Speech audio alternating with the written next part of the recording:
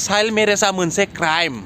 आसामाव गोबां सुबुङा बे क्राइमखौ मावनानै गोबां सुबुङानो हमजाबाय आरो गोबां सुबुङानो जोबथेसालियाव थांनांगोन बेनि सायाव सावरायगोन जोङो नैबे दिनैनि बे भिडिअखौ नोंथांमोना भिडिअखौ स्किप खालामालासिनो मोजाङै एकदम गासैबो गुवारै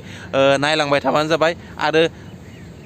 केसाथ' रुजु जाबाय केसाथ' मानसिखौथ' हमनानै लांबाय जुदि केसा रुजु जायोब्ला केसा जुदि नाङोब्ला केसनिफ्राय बारग'नाबो मायबा नङा मायबा मोनसे बेनि राहा लामा ओंखारगोन गिबियावनो गासैबो रायजो राजा आइ आफा आदा बाजै फंबाय बिनानावमोन नोंथांमोनखौ आंनि इउटुब चेनेलाव बरायग्रोनाय बावहरबाय आयेनाथ' ओंखारबाय थागोन आयेन बनायबाय थागोन ओंखारबाय थागोन नाथाय आयेनखौ लानानै सुबुं समाजा दिनै गिना गिया नाथाय सुबुं समाजनि बे नेचार सुबुं समाजा मालाबाबो गिया सिखाव खावब्ला दे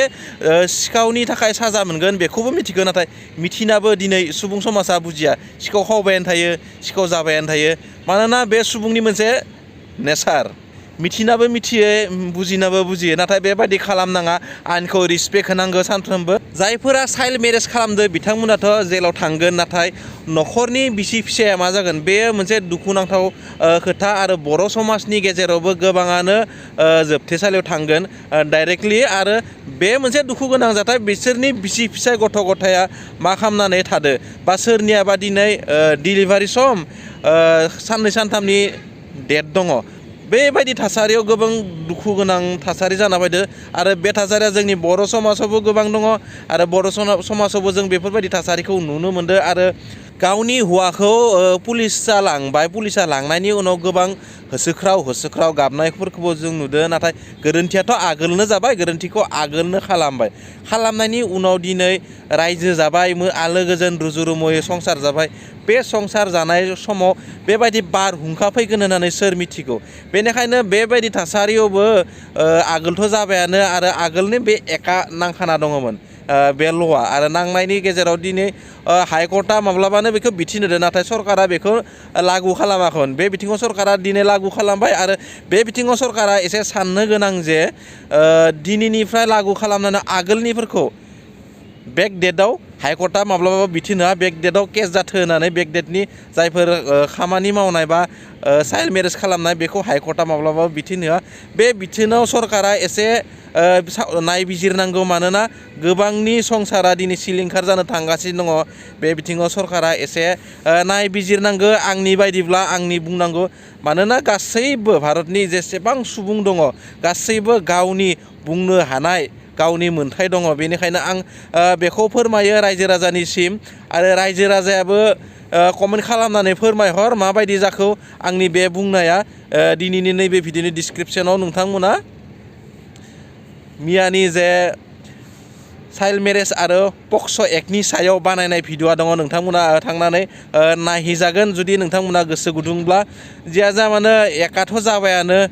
रायजो राजाखौथ' एरेस्ट खालामबायानो दा रायजो राजाखौ सरकारा लाखिसिगोन आरो मिया फोरमायनाय बायदिब्ला बुंखारो जेसेबांखि सुबुङानो एरेस्ट जाया मानो दोननो जागा गैया जाया मानो दोननो जागा बानायगोन आरो गासैखौबो लाखिजोबनाय जागोन बेबायदि बुंनाय हिसाबैलाय फारियै गासैखौबो जेल होनायनि मोनसे आसा दं नायनि सम फैथो समनि दाहायाव समनि उनफारसे जोंबो खारफानांगोन आरो समनि उनाव बबेथिंनिफ्राय बबेथिं मा जायो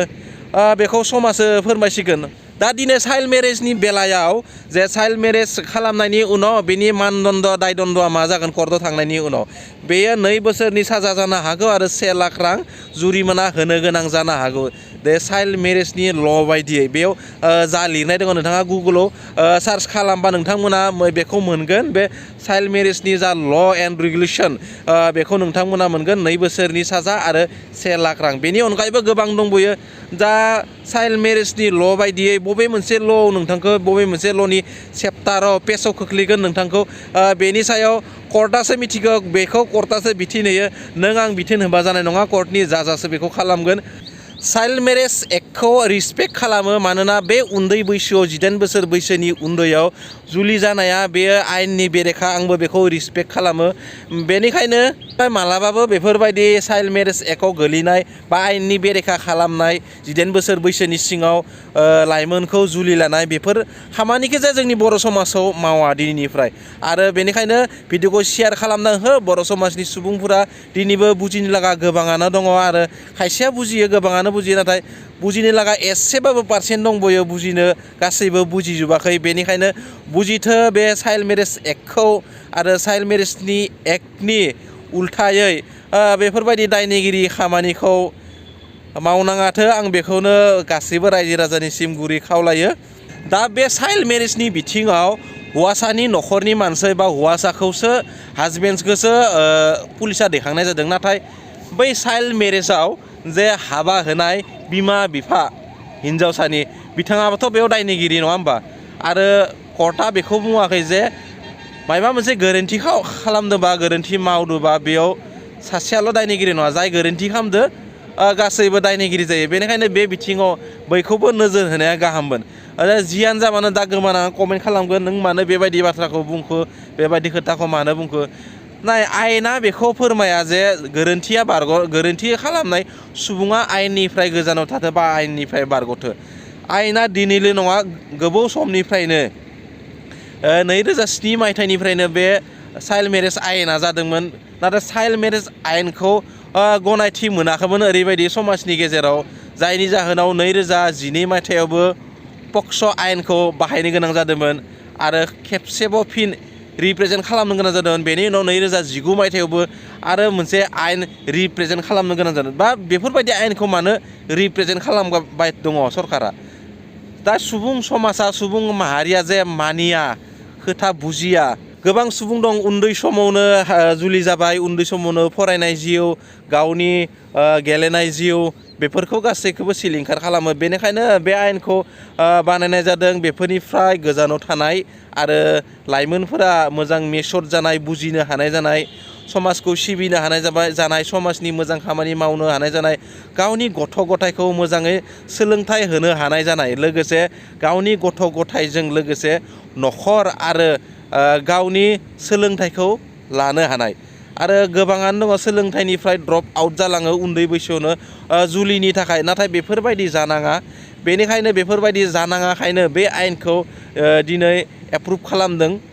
आरो बे आयेननि सायाव गोख्रों दिनै